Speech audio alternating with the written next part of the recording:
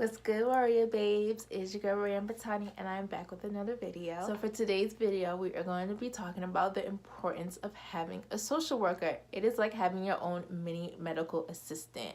Like, when I say I didn't know how important it was or how beneficial it was to have a social worker until a couple of months ago, this is why I have to tell you guys my secret. Like, I'm not into hiding anything that will help my warriors, so I have to pretty much tell you, having a social worker is the ish, okay? It is the bomb, and you pretty much don't have to do anything. They pretty much do everything for you. Well, at least my social worker does. But I know a lot of social workers out there who are really dedicated to their patients, and whatever they need, they will provide for you. So the type of social worker I am talking about is a medical social worker. There are different types of social workers out there, but since this is a channel about chronic illness, I'm going to talk about the medical social worker and who they are and what they do and how they benefit you and how I have benefited a social worker.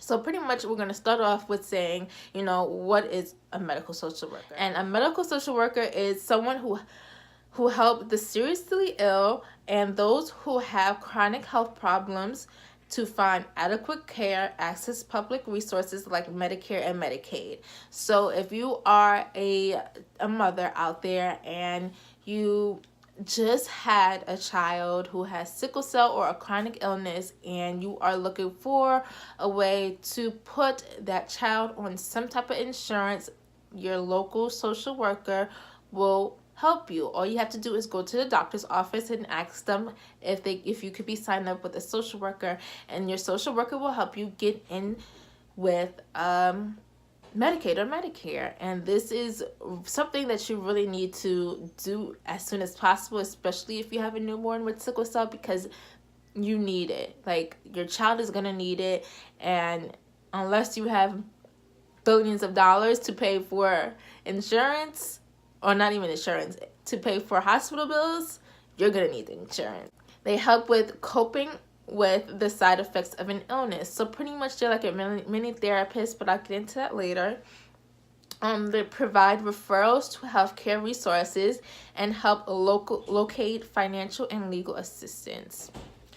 And they help with housing and government assistance. So pretty much government assistance is SSI, or if you need housing, they'll give you like Section 8, or they'll put you in a program that's similar to Section 8, that's not Section 8. So if you need a place to stay, say you and your child need an apartment and your child is like 4 or 5 years old, they'll hook you up with a 2-bedroom apartment that is probably reduced on rent. So it's like similar to Section 8, but not all the way like Section 8. They'll help you with that. So, and also with financial assistance, they will sign you up for SSI, or your child up for SSI, and you wouldn't have to do all the back work. You may have to do some back work with it, like pretty much getting your child's medical records, the doctor's note. If you haven't watched the video on how to get money from the government, which talks about me explaining how to get government assistance, please watch that video. It is out on my channel right now. I'll also have it in one of these corners so that you can click on it and reference it back to this video. So when you're in the hospital, this is what a social worker does for you in a hospital setting. They coordinate patient discharge plans. So if you are in a hospital and you need medicine, a refill on your home medicine, they will get the doctor to write the prescription, have it sent to the pharmacy, and once the pharmacy is done filling it, they will pick it up for you and they will give it to you. Or not even have themselves, they have certain like systems or like workers that do this. They will get the medicine from your pharmacy and give it to you before your discharge, so that you don't have to worry about the hassle of going to the pharmacy after your discharge, and all you have to do is just get your medicine and go home. So it's like one less step that you don't have to take. They also set up transportation, so if you need to go, if you don't have a ride, they will set you up with the ride. They also assist patients and families.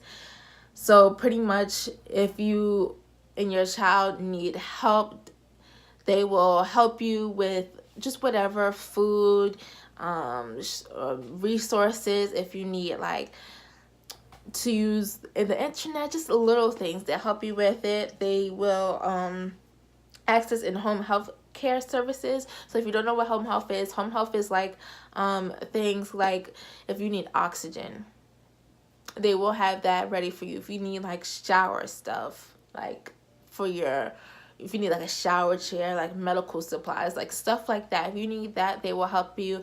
There was a time 2 years ago where I got sepsis really, really bad.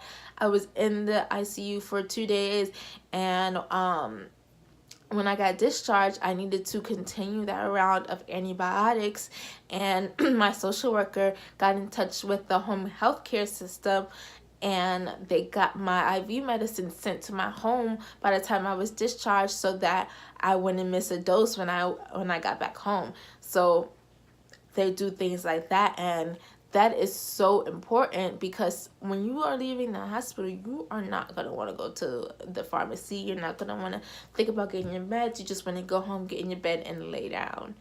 Trust me, I know. They arrange for medical equipment, like I just said. They provide individual counseling.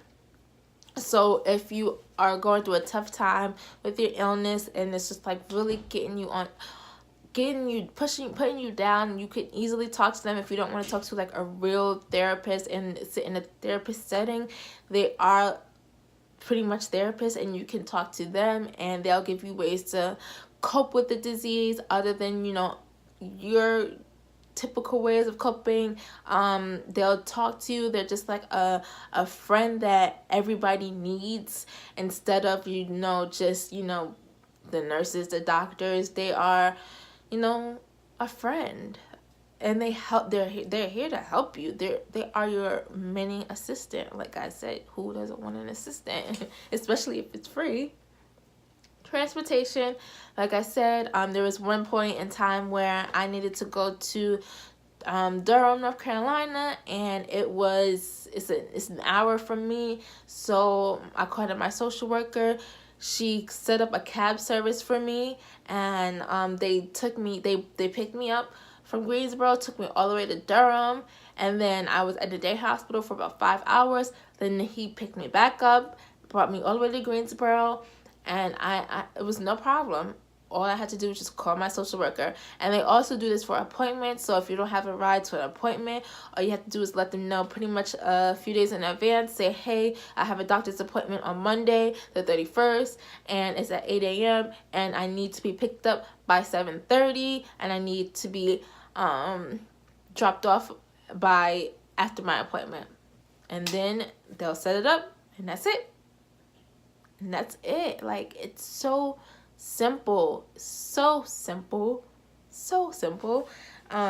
They do health insurance coverage. So, like I said earlier, with Medicaid, I am in the process of getting Medicare. I do have Medicaid right now, but since I'm over 21, I do still get hospital bills, and there are some things that Medicaid does not cover that Medicare will. So it's better to have two insurances just in case one of them does not cover things. And I am eligible for Medicare since I get sick a lot, and my illness is more chronic than other sicklers, so that's why I'm able to get Medicare. I know people think like Medicare is like for older people, but no, you can get it if you're like chronically ill and have more frequent hospital stays.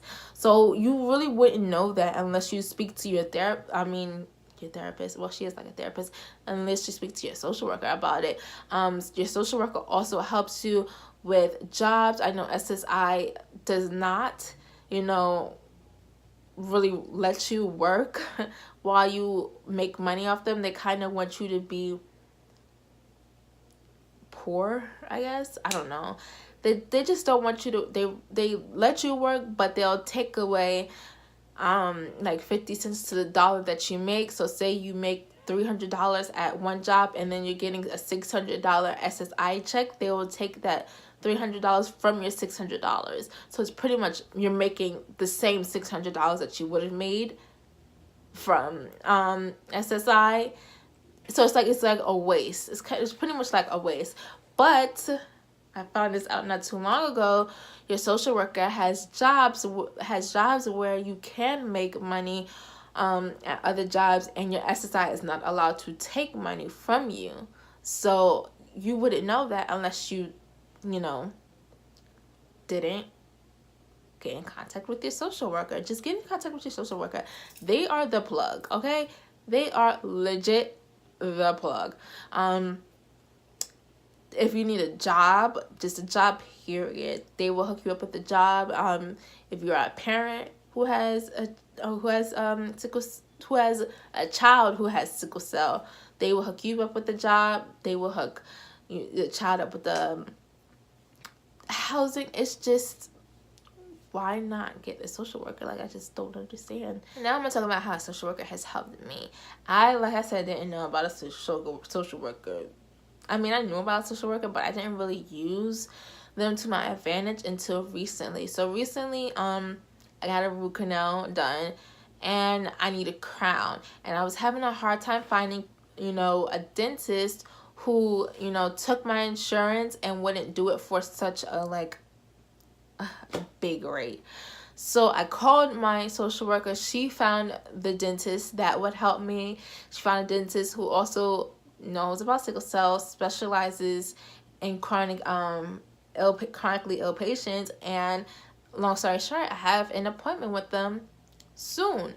There was also a point in time where I was going through something with my hematologist in Charlotte, and I was just venting to my social worker about it, and she was just like, well, hey, I know a doctor in Durham, North Carolina. He's probably one of the best doctors out there.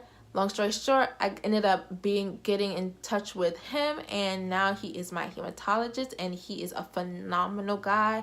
He's very, very, very smart. He knows his stuff. If he doesn't know something, he will go back to the books, look it up, and get back to me within a day. So I've never had something like that, and it's very, very nice, and refreshing to know I have somebody on my side where if I need something, medically fast, I will get it. I'm also in search for a new therapist just to talk to, and I called her about it yesterday, and she called me back today and said she had the list for me, and all I had to do was just pick one, and that was it. It's not hard to just get in contact with them, and they also have support groups out there. So if you are alone and you feel like you are alone in your disease, they have support groups where you can talk it out. As you guys know, on my channel, I spoke at a support group here in Greensboro, North Carolina, not too long ago,